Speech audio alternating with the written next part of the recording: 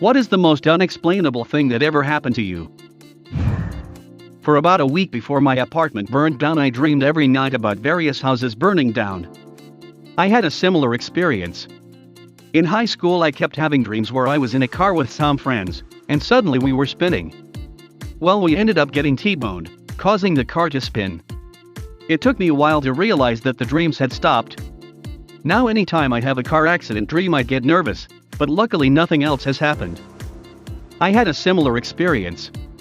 One time I dreamt that a boy got hit and killed by a train, and just a couple days later my cousin by adoption, who I wasn't close with at all, got hit and killed by a train. Not totally unexplainable, and can just call it coincidence if you don't believe in sorcery. When I was in kindergarten or maybe first grade, we had a blackout at my school, and this kid goes, "Wait, I'll light a match," and proceeded to pretend to light an invisible match, and the lights came back on. And we cheered for him.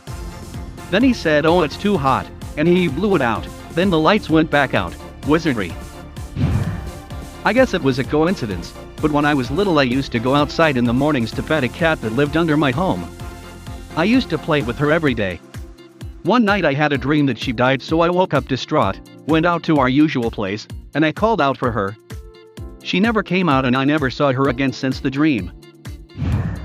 That time I fell into a glass door, and the only thing that broke was the keys in my pocket. I had the opposite happen. As a kid I fell off a bus, tore shirt to shreds, tore my back to shreds.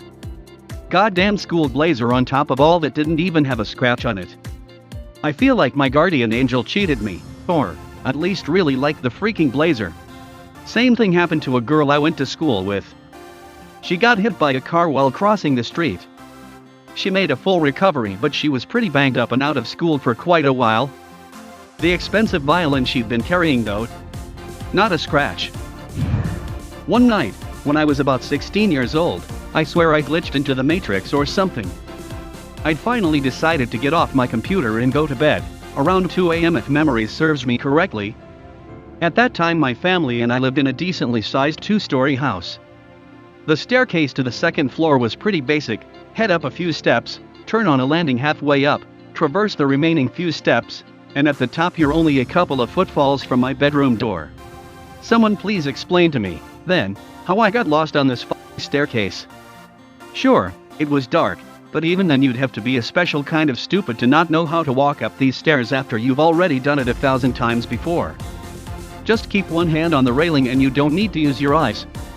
I swear that as soon as I reached the landing I spent 10 minutes just continually walking upwards.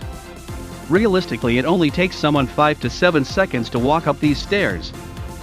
3 if they're running or skipping steps. I realized I'd been walking for much longer than that, stopped, and immediately felt uneasy. I'd walked up those stairs in pitch black darkness so many times before, but even with my hand on the railing I was getting nowhere, just endlessly walking upwards. My skin crawled. If my brother hadn't turned on the upstairs hallway light, I'm not sure I would have made it to my bedroom. Guy blinked sleepily at me and asked me if I was okay, and all I could say was, "I legitimately have no idea." Told him the next day what had happened, and he told me that the reason he'd come out of his room in the first place was because he'd heard footsteps on the stairs for several minutes. What the man? What was that? I wasn't so tired that I just mindlessly walked up and down the stairs for a while. I was completely awake, and not once did it suddenly feel like I'd turned around to walk back downstairs at any time.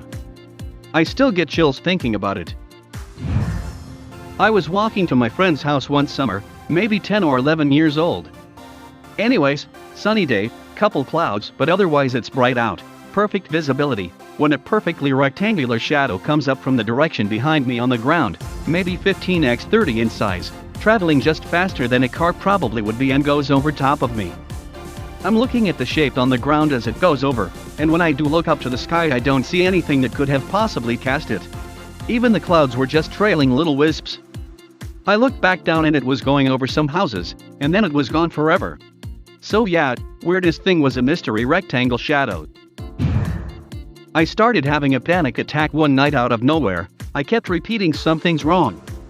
I do have anxiety but had only had one other panic attack before this day. My husband sat on the bed with me and we tried to figure out what had triggered this. The only thing we could think of is that a family member of mine was going on a trip the next day and maybe that was making me nervous. So I made up a weird excuse to drop off coffee before they left super early the next morning. When I saw them, I felt fine. I immediately knew it wasn't connected, wished them well, and drove home. About an hour later, I get a call that a person in my family on the other side of the country died by suicide the night before. My cousin died by suicide, her husband died of an undiagnosed medical condition the year before, both were gone in their early 30s. The night before she died I had a dream where my deceased grandma was at a family function at my deceased aunt's house.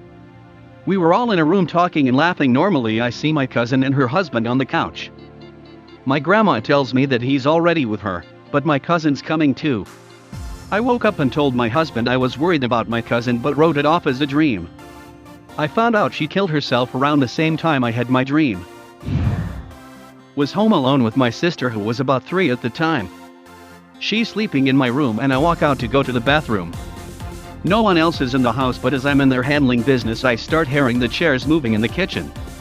I come out of the restroom and look to my left where I find the dining table chair moved and placed perfectly staring down the hallway. Go back to check on my sister and she's still sleeping. Walk around the house to see if my parents were home and nothing. Doors and windows were shut. No way one could have pushed this chair 5 feet and turned it to face down the hall. During this time I was constantly being woken up at 3 a.m. almost every night and felt a cold hand placed on my left back over my heart. Spooky. I was at home with my mom, nobody else. There were only 2 entrances, one at the front, where I was sitting nearby, and one at the back of the house, and it directly went to the kitchen where my mom was. And then I heard clearly my dad's voice calling, sounded like from the living room. He was working at the time, but I came to the living room anyway and found my mom there. She asked me, "Did you hear that too?" Nobody was there. When he came home, we asked him, but of course he said it was not him. At first I thought he lied, my dad really loved to prank us. But then there was no way he sneaked silently without me and my mom not knowing it. At a lunch table in high school I exasperatedly put my head down and had a thought in the form of a question. My best friend a few seats down responded to my question and everyone looked at her. I asked if I said it out loud and everyone agreed I had said nothing. It was weird. We've been friends since 7th grade, I was MOH at her wedding, and was in the room with her and her husband when she gave birth to her daughter. We still make jokes about the time she read my mind in high school LOL. Me and my sister do this since we were little, don't need words to communicate. Brother-in-law finds it so freaky that I can shrug and my sister can perfectly tell him the full paragraph of what I was about to say. I didn't personally witness this, but at the time my family was sufficiently freaked out by it and it was talked about a lot. One morning, my autistic brother went into my parents' room at like 3 a.m. He woke them up to tell them that his grandmother was very old and was going to die. They got a call later that day that she indeed died in her sleep that night. But he's autistic and significantly disabled, so it's not like we could just ask him how he knew that or why he said it. He did a lot of other weird psychic shit over the years. But that was the spookiest one. One of my daughters did something similar at 3 years old.